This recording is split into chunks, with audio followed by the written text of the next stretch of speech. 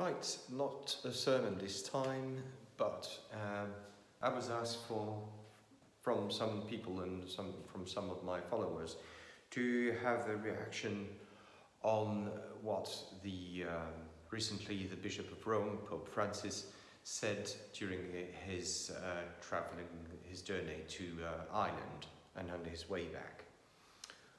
I won't comment what he said, but I think it's quite important now to do a topic about the differences between pedophilia and homosexuality, because very often we heard these two topics together. So I wanted to have a little explanation about these two things regarding first science, human science, generally, and about the attitude of Jesus in his teaching, what it can be, what we can take out of his teaching in the gospel. So first of all, talking about pedophilia.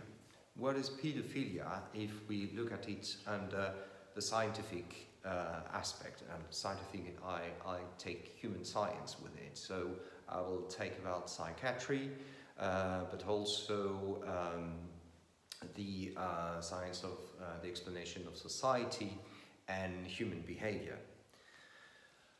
I think I would sum up pedophilia as a circle of violence. Why?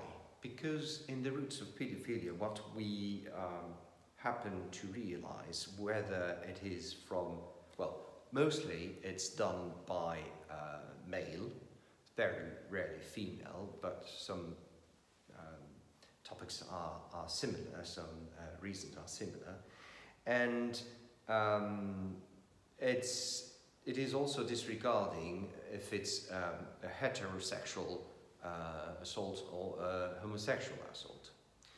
But what is in common? Most of the pedophiles are former victims of pedophilia. Most of them. And if they are not, they are predators.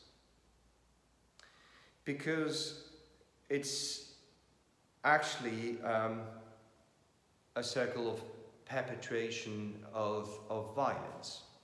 If you're a victim and if you were a victim and you're going to be a predator on your turn, it's just because you're not able to end this circle of violence and you want to get rid of this violence that you received by making it on your turn. But those who weren't victims and who are directly predators, where are the roots? And we can find it in this fascination for power and authority, and also in the way you are mannered, the way you were raised. If you were not taught that no was an answer, and this is basically an easy way of raping pedophilia, because you definitely have a weak victim. So, and society is helping this by the fascination about authority and power and patriarchism. So if you've got authority, you've got all the rights and you can do what you want. So, and there are some circumstances that allow you to do so, and this is why, for instance, it's so common situation where a teacher, a coach, a minister would have been in this position to do it. So this is a very, very short description of what it can be. So, to my opinion, what will be the teaching of Jesus about this topic? Two things. I will take the attitude of Jesus towards consent and towards violence. The first one, in consent, Jesus is really regarding children has been important, which is quite new in his context, because children, well, they weren't sure that they will live at that time, and adults were very important, and childhood would finish at the age of 12, for instance, when, for instance, a little girl at the age of 12 will be married. But Jesus was very kind to children, and he was considering them. And we've got this example in Luke chapter 18, verses 16, when he said, "Let the little children come to me, don't rebuke them." And you've got to be like them if you want to be a child of God. And following in the consent, Jesus is always eager to ask this question to everybody: what is it that you want me to do for you? Always, before doing a miracle, healing somebody, he's always asking the question. And we've got the example, for instance, in Mark chapter 10, verses 51, with the blind man. What is it you want me to do for you? So consent is very important for Jesus. And regarding violence,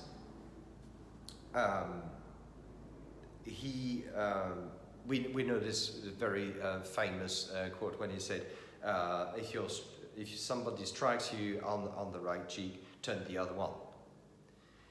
It's, for instance, in Matthew chapter 5, verses 38. It's very important for him to stop the violence. And again, for instance, with the how many times are we must we forgive people? And he said 70 times 77. And you've got this in Matthew chapter 18, verses 22. So consent is important and is against violence. But above all, in all his teaching, he is for the protection of the weak. And we know the manifesto of Nazareth, where he said that he's here to liberate the captive in Luke chapter 4, verses 18. And when, for instance, he protects the woman caught in adultery from being stoned in John chapter 8, verses 7. So, this is what I think about pedophilia, to what I learned through science and to what I learned through the teaching of Jesus. Now, concerning homosexuality. Where is the science with homosexuality? So, for instance, the roots of homosexuality, taking the example of male, this is defined by nature. Just before your birth, you've got a boom of testosterone. If you've got this boom and you're a male, you are going to develop an appetite for the opposite sex. If you haven't got this boom, you won't have it. And your sexual orientation will be for male. And vice versa with women. If normally they don't have this boom of testosterone, of course, but if they have one, then they will be attracted by women. So it's given by nature, by creation, God-given. And if you have a look about what biology thinks about this, and especially with the animals, you will realize that this has a purpose. And this has a purpose, and this purpose is the protection of children. We are very far from pedophilia. It's a protection of children. And the best example, for instance, is with the lions. Because with the lions, males, stray males, of course stray, are extremely aggressive. When they want children, they want a lioness, they are ready to kill the cubs. and then to have a relationship, well, an intercourse with the lioness, and have new children. So the other males who are not aggressive because they have homosexual orientation are there to protect these children. So in the herds that have members who are homosexual, rather male or female, there are extra pair of hands to protect the children. And there are multiple examples in the nature, especially with the birds, for instance, who are there. So there's a reason behind this. The nature has prepared this for the protection of the children. And you know, nature is the creation of God. So what about the teaching of Jesus? Well, my preferred pericope about Jesus and what can be regarded as homosexuality is his relationship with the centurion. So I won't make a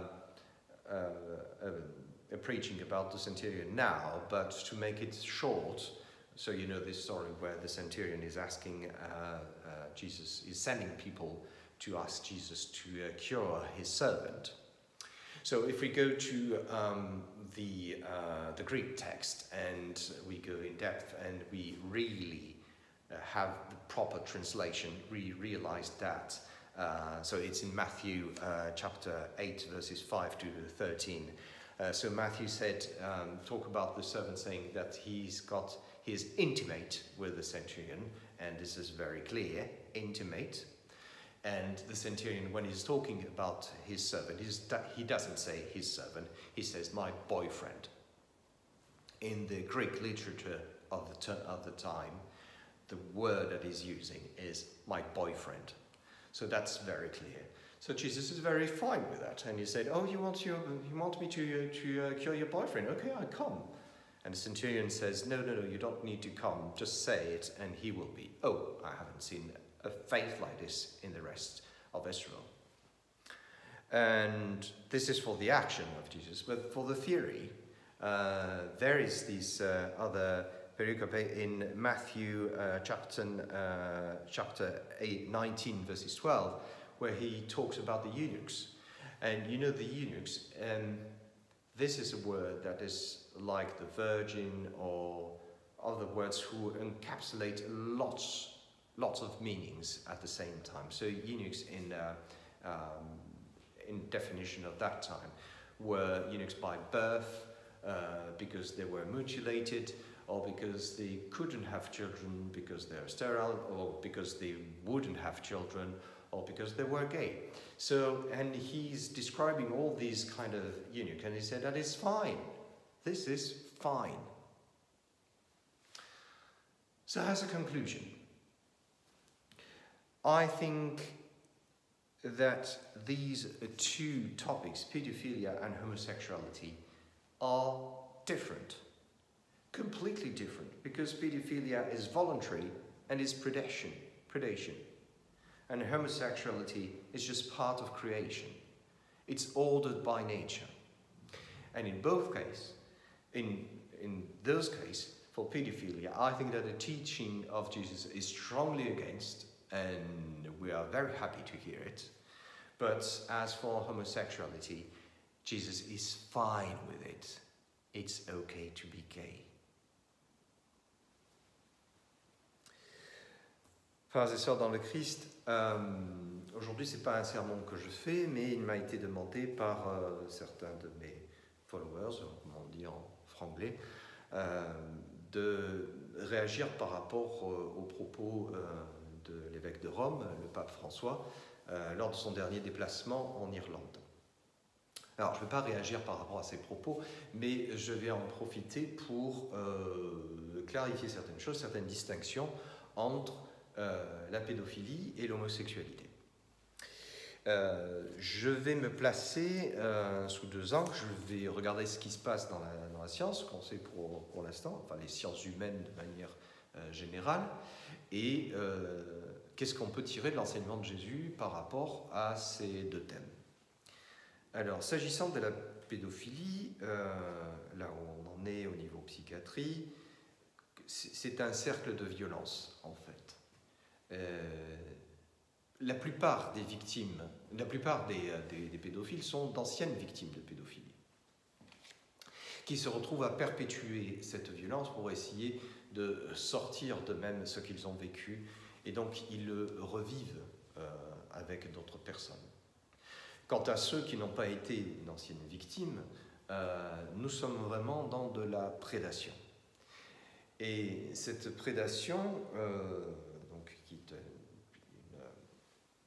une déviance psychiatrique, est due à plusieurs phénomènes,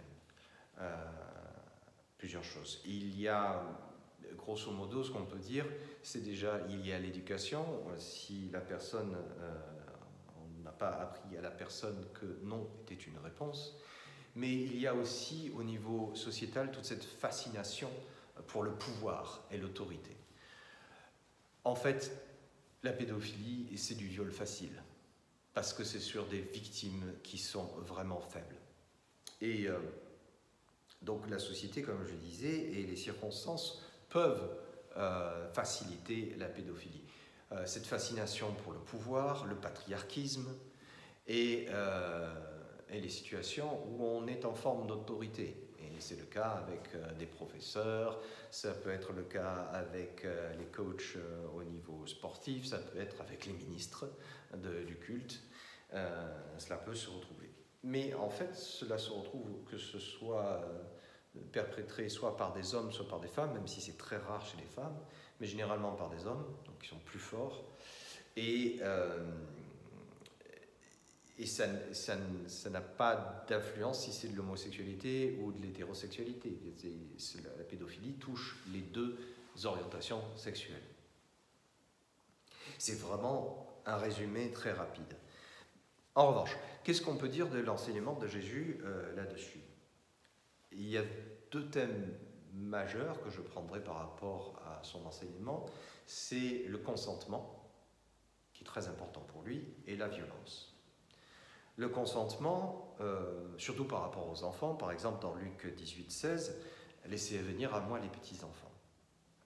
Laissez venir à moi les petits-enfants. Il ne va pas vers lui, laissez venir à moi les petits-enfants. Il avait vraiment de la considération pour les enfants. Et ce qui n'était pas donné pour cette époque, parce que c'était une époque où les enfants n'étaient pas vraiment considérés parce qu'on ne savait pas s'ils allaient vivre. Et c'était l'âge adulte qui était le plus important, qui commençait très tôt d'ailleurs. Une petite fille de 12 ans pouvait être donnée en mariage et elle devenait un adulte par la même. Donc, considération pour les enfants et laissez-les venir. Mais très fréquemment, et on a l'exemple dans Marc 10, 51 avec l'homme aveugle, très fréquemment, Jésus sort cette phrase. Qu'est-ce que tu veux? Qu'est-ce que tu attends de moi? Que veux-tu de moi? Jésus demande toujours le consentement avant de faire un miracle. Il demande à ce que la personne le veuille. Il n'oblige personne. À côté du consentement, il y a sa réaction face à la violence. Donc on connaît très bien dans Matthieu 5, 38, si on te frappe sur la joue droite, dans la joue gauche. Jésus veut stopper le cercle de la violence, il veut arrêter cela. Et il insiste, par exemple, avec le pardon. Combien de fois faut-il pardonner? 7 fois, 77 fois, dans Matthieu 18, 22. Donc, deux axes très importants. Et de manière générale, dans toute la prédication de Jésus pendant son ministère, il a toujours été pour la protection du plus faible. C'est très clair dans le manifeste de Nazareth, dans Luc 4, 18, il a « Je suis là pour libérer les captifs ».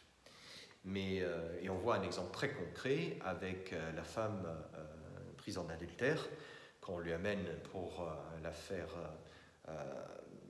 lapider, et donc il va empêcher cela. Et on a cet exemple dans Jean 8, 7. Maintenant, s'agissant de l'homosexualité. Alors, qu'est-ce qu'on a? Où est-ce qu'on en est? Au niveau des sciences, alors pas forcément psychiatriques, mais de la biologie, surtout de la biologie. On se rend compte que l'homosexualité est donnée par la nature. Elle est due en fait à un pic de testostérone, ou pas, qui se passe juste avant la naissance. Donc chez un mâle, chez un garçon, s'il a ce pic juste avant la naissance, il aura une orientation sexuelle hétéro. Il sera attiré par les femmes. S'il ne l'a pas, comme les femmes, il sera attiré par les hommes. Et vice-versa, chez les femmes, si normalement elles n'ont pas ce pic de testostérone, mais si elles l'ont, elles risquent d'être attirées par les femmes. Donc c'est quelque chose qui est donné par la nature. Ce n'est pas un choix. La nature qui est la création de Dieu, bien évidemment. Et cela a un but. Cela a un but. Et là où nous sommes très loin de la pédophilie, le but, c'est la protection des enfants. Le meilleur des exemples qu'on a, c'est avec les lions, par exemple. Le lion mâle est un prédateur. Lorsqu'il veut avoir des enfants, il va tuer les enfants d'un autre lion pour pouvoir s'accoupler avec la lionne et avoir ses propres enfants. Et c'est là qu'interviennent les lions et les lionnes qui sont homosexuels, donc qui ne sont pas, qui n'ont pas de priorité par rapport à la procréation. Ils sont là pour protéger les enfants et empêcher ces prédateurs de venir. On a encore beaucoup d'autres exemples dans le domaine animal, surtout avec les oiseaux. Quant à l'attitude de Jésus par rapport à cela,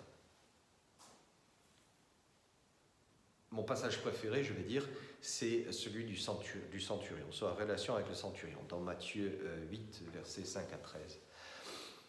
Ce fameux centurion qui envoie des serviteurs pour dire mon serviteur est malade, veux-tu bien le guérir?